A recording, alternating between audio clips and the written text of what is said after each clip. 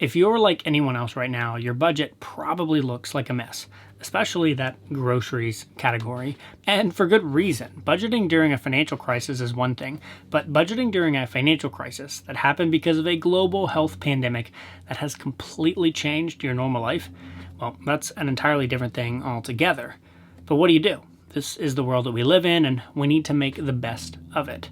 So I want to talk to you about 3 things that you can do in your budget right now to help you weather the storm.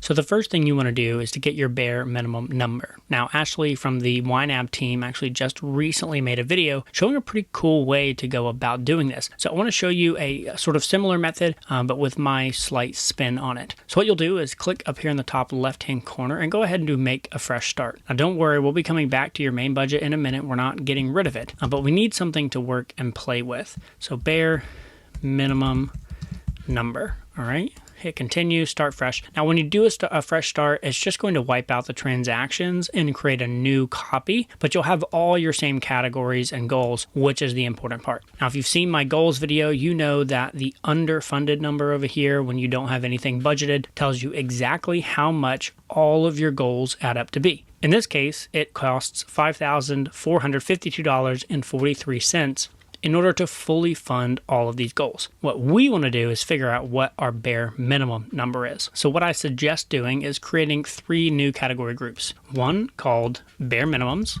the other called nice to haves, and then everything else.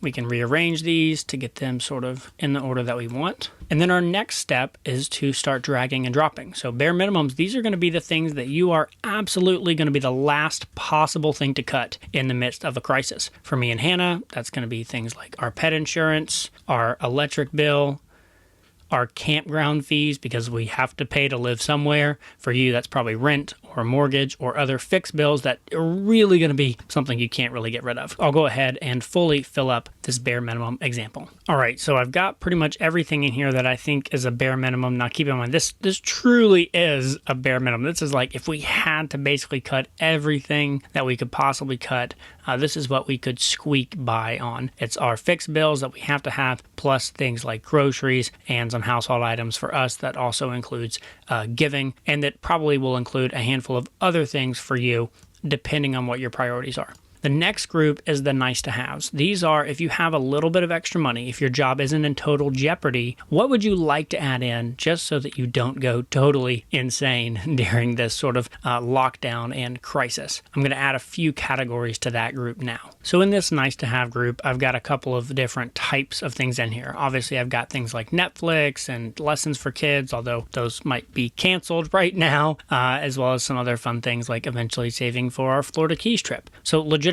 fun things that would be nice to have if we can afford them. And then I've got some other things like building up our auto maintenance category, still spending money and saving money for Christmas shopping down the road. But again, this is more nice to have because if you're in a really tough situation with your job, this stuff can be cut. We don't have to save for auto maintenance right this second. We just have to finish these bare minimum obligations. And then pretty much all of your other categories, all of these, haircuts, clothing, all this other stuff, we're going to throw it into the everything else group just so that we can see what our 3 main groups are. I'll go ahead and do that now. Okay, so now we've got our 3 groups, our bare minimums, our nice to haves, and everything else. And of course, yours will look very different than mine. And over here, our underfunded total hasn't changed, but here's the beauty. Now, when I select just the bare minimums group, my underfunded will tell me the goals required just for that group. So I can see that while my total goals are around $5,400, my bare minimums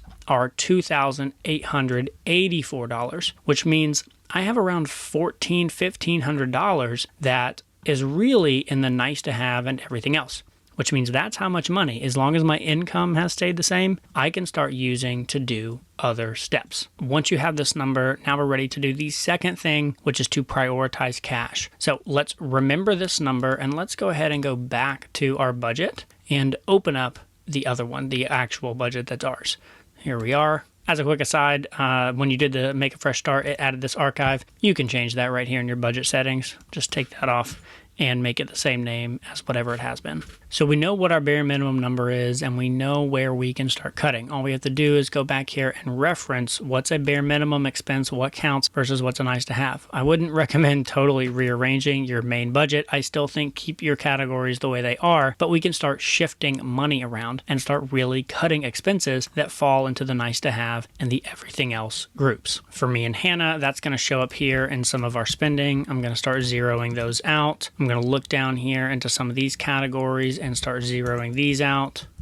All these long-term expenses, I'm going to keep them zero. I'm not going to be saving for most of these right this second. I want to prioritize cash by cutting out pretty much anything that doesn't fall into that bare minimum situation. Now, does that mean you should go through and actually edit the goals and, hit edit here and delete them?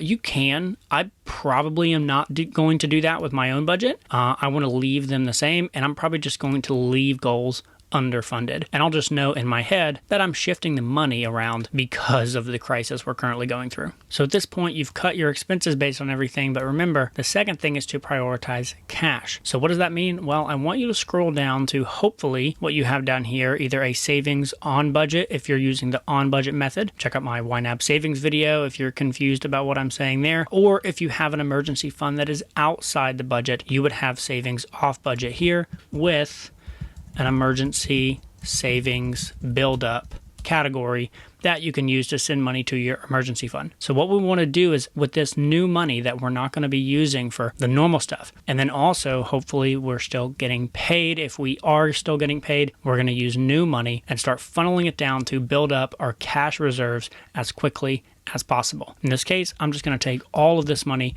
throw it down into my emergency savings build-up category, and then later I would initiate a transfer from checking to my emergency savings and take this money and actually put it over there in that account. If you've watched recent videos where I've talked about what to do right now in this time of crisis and when a financial crash hits like this, the main thing is prioritizing cash. So that means if you have the ability to call your lenders and defer payment without penalties, if you have the ability, if you were paying extra on your student loan debt or your credit card debt and you were trying to pay that down, I would actually pull back and just pay the bare minimums so that we can take as much cash as possible and build up our emergency fund unless we've already got that sort of 3 to 6 month worth of expenses. That's what's going to keep us financially set up in the long term. Everything we're doing right now in these first two things is to prioritize our cash buildup categories. Okay, so the third thing that I want you to do is to go on offense if you can. The first two things that I've told you about are primarily defensive. They're about tightening, they're about withdrawing, they're about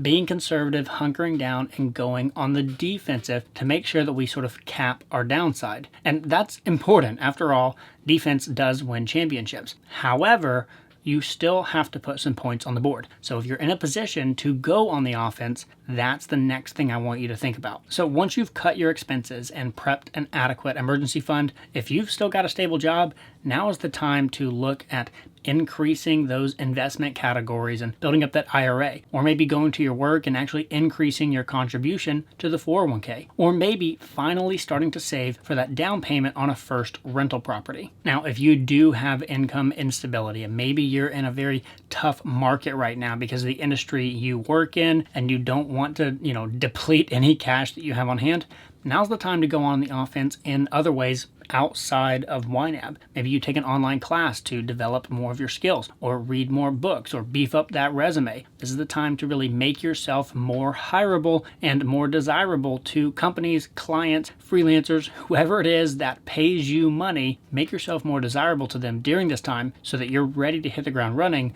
when this is all said and done. Basically, if you've been paying attention, these 3 tips all have one thing in common, and that's focusing on what we can actually control. After all, we don't need to worry about anything else that's outside of our control because we can't do anything about it. So let's dig deep, focus on our budgets, and use our time wisely to best come out of this and prepare for the future, no matter what it holds. Speaking of preparing for the future, if you need more help with YNAB and want to learn about setting up your goals, click here to watch a video about that. And if you want access to all of my checklists, my setup beginner's guide, and my YNAB routines, you can click here to download those for free. As always, thanks so much for watching, and I will see you next time.